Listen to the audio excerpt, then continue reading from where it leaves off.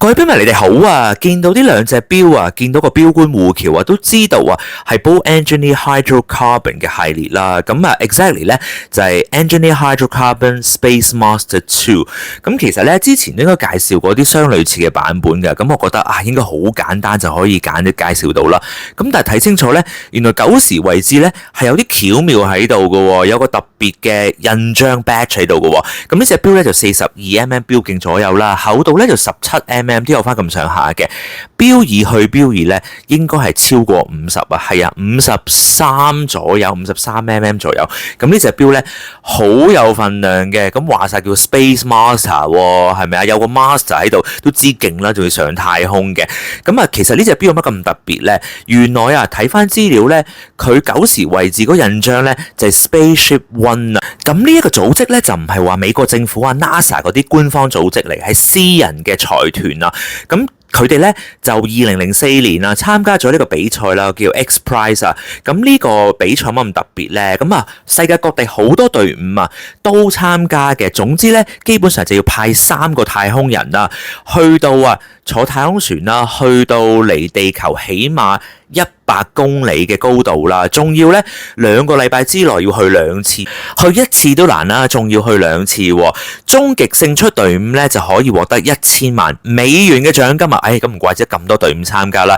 而 Spaceship One 咧就脫穎而出，喺2004年咧贏出啊！咁如果你睇清楚嗰個 badge 咧，其實佢就有3位太空人嗰個名啦、個姓氏啦、太空船去到嘅高度啦，仲有佢個速度啊寫晒喺度嘅，同埋設計者咧亦都係呢一個團隊嘅，包括啊 Beanie 啦，就係嗰個主要嘅太空人添啊，同埋咧佢有一個字叫 Gone， 點解寫咗 Gone 嘅？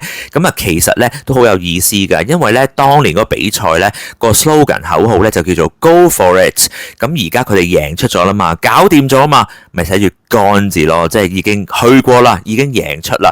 咁呢個比賽咧就2004年啊嘛，咁即係今年咧就係20週年，所以波爾咧就同 Spaceship One 啦聯成啊，出咗呢一個咁特別嘅版本嚟嘅。咁趁我一路講嘅時候咧，其實我都拉開咗個好特別嘅護橋啦，解鎖錶冠啦，褪咗一格咧，逆時針就校緊星期咁啊雙語嘅，順時針咧當然就可以校日曆啦。咁大家估到啦，褪出2格咧就有停秒功能，咁都可以校到時間嘅。咁呢個冰藍面咧真係好靚啊，仲襯埋佢九時位置嗰個特別嘅印章啦，再加埋啊就係呢一個嘅錶圈咯，亦都有陶瓷嘅，咁所以咧防刮花，錶面又有藍寶石水晶鏡啦，總之啊就係好硬淨嘅一隻手錶嚟嘅。咁啊校咗時間之後啊，日曆啊星期啦，咁啊上翻鎖啦，確保咧佢有300米嘅防水性能，咁你話勁唔勁啊？錶冠已經有上鎖噶啦，再加埋呢個護橋啊，真係萬無一失啦。6時位置啊，紅色嗰個字咧就係 chronometer 天文台認證機芯嚟嘅，機芯咧就係 RR1102C 啦，天文台機芯，即係話咧每日嘅誤差咧係 within 啊-4正6秒嘅，咁亦都非常之有準程度啦。咁俾大家睇下啲氣燈啊、夜光咁樣啊，哇，真係咧好勁啊！仲有幾個顏色俾你睇下嘅，咁啊唔會撈亂啊，同埋嗰啲阿拉伯數字咁大隻咧，啲氣燈啊，梗係清楚啦，亦都好有份量嘅。呢隻錶咧都幾聚手下嘅，應該咧就係超過200克嘅，咁啊同埋佢標二去標二咧都過50嘅，咁大家咧真係試一試啊，睇下啱唔啱你手型啊，同埋個重量啱唔啱你啦。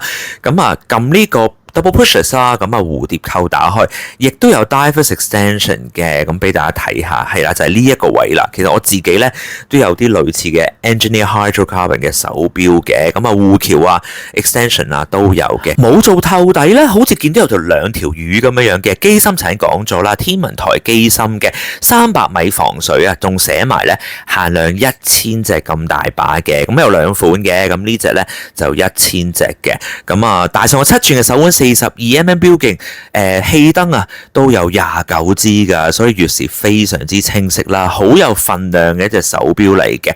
咁呢隻手錶咧，20年前就冇話上過太空嘅，咁但係咧，我相信啊，你攞隻錶游水、潛水啊、探險啊，完全冇問題啦。咁頭先講有另一個版本咧，就係綠色嘅版本，錶圈亦都係黑色嘅。咁 Spaceship One 咧，20年前贏咗呢個比賽咧，其實都幾破天荒嘅，因為咧佢開創咗呢個私人啊、商界啊上太空嘅序幕嘅。咁大家都見到啊，佢個定價咧就係22,580蚊啦，港元啊。